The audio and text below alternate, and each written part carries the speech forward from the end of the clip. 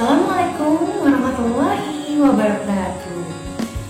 Alhamdulillahirabbil alamin. Wassalatu wassalamu ala asrofil anbiya'i wal mursalin wa ala alihi washabihi wasallam ajmain. Amma ba'd. Apa kabar anak-anak semua? Semoga semuanya dalam keadaan sehat walafiat dan selalu dalam lindungan Allah Subhanahu wa taala. Nah, baiklah, pada kesempatan kali ini Ustazah akan bercerita tentang sebuah kisah dari Nabi. Nah, siapa yang tahu Nabi pertama? Nabi siapa? Yap, Nabi yang pertama adalah Nabi Adam. Ya, Nabi Adam itu adalah manusia pertama yang diciptakan oleh Allah Subhanahu wa taala. Dalam surat Al-Baqarah ayat 30, Allah berfirman, wa id qala rabbuka lil malaikati inni ja'ilun fil ardi khalifah qalu ataj'alu fiha may yufsidu fiha wa yasfiku dima wa nahnu nusabbihu bihamdika wa nuqaddisu lak qala inni a'lamu ma la ta'lamun. Yang artinya, sesungguhnya Allah berfirman kepada para malaikat, aku hendak menciptakan khalifah di bumi. Para malaikat menjawab, bukankah khalifah di bumi akan membuat kerusakan dan juga akan membuat pertumpahan darah? Lalu Allah berfirman, sesungguhnya aku yang maha mengetahui apa yang tidak kamu ketahui. Nah, akhirnya diciptakanlah Nabi Adam dari tanah. Nabi Adam diciptakan dari tanah. Nah, kemudian Nabi Adam diberikan ilmu pengetahuan oleh Allah Subhanahu wa taala, sehingga Nabi Adam pun dapat mengetahui semua benda yang ada di muka bumi ini dan juga benda yang ada di langit. Nah, lalu Allah pun memerintahkan kepada para malaikat dan juga penghuni surga lainnya untuk bersujud kepada Adam sebagai tanda penghormatan kepada Nabi Adam. Nah, akan tetapi ada yang tidak mau bersujud kepada Nabi Adam, yaitu iblis dari golongan jin. Karena itu, iblis pun dikeluarkan oleh Allah Subhanahu wa taala dari dalam surga. Nah, lalu Nabi Adam pun berdiam diri di surga selama beberapa masa, dan Allah pun mengetahui bahwa Nabi Adam ini merasa kesepian. Lalu diciptakanlah Hawa untuk menemani Nabi Adam. Nabi Adam pun menikahi sang Hawa dan mereka hidup di surga selama beberapa ratus tahun, dan mereka pun hidup di surga dengan syarat mereka tidak boleh mendekati pohon khuldi.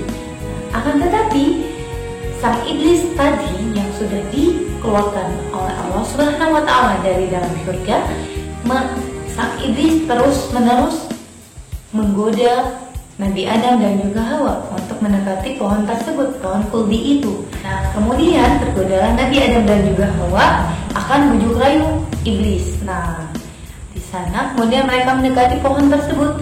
Akhirnya setelah menikah, akhirnya mereka memetik buah dari pohon tersebut. Seketika aurat mereka terbuka semua.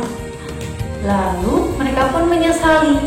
Kemudian Allah pun murka kepada Nabi Adam dan juga Hawa. Nah, Allah pun memerintahkan Nabi Adam dan juga Hawa untuk turun ke bumi. Turunkanlah Nabi Adam dan Hawa ke bumi sebagai khalifah di bumi. Nah, lalu Nabi Adam pun dan Hawa baru bertemu selama 40 tahun. Mereka bertemu di Jabal Rahman, di Bukit Arafah. Selain Nabi Adam di bumi sebagai khalifah, Nabi Adam juga diperintahkan sebagai rasul untuk menyebarkan dakwah. Lalu Nabi Adam dan Hawa membangun sebuah keluarga, dan mereka dan Hawa pun melahirkan hingga 40 anak. Dalam sebuah riwayat, setiap kali Hawa melahirkan, dia akan melahirkan anak yang kembar, sehingga keturunan yang ada di bumi semakin banyak. Akan tetapi ada salah satu anak dari Nabi Adam bernama Qabil. Ketika itu diperintahkanlah Qabil dan Habil untuk menikahi pasangannya. Akan tetapi Qabil tidak menerima. sehingga Qabil pun membunuh saudaranya sendiri, si Habil. Nah, setelah membunuh Habil, si Qabil ini merasa kebingungan. Gimana caranya agar mayatnya tidak ketahuan? Dilihatlah ada 2 ekor gagak yang berkelahi juga. Lalu salah satu gagak mati, yang salah satunya lagi menguburkan. Nah, dari sana Qabil pun menguburkan saudaranya itu, si Habil itu.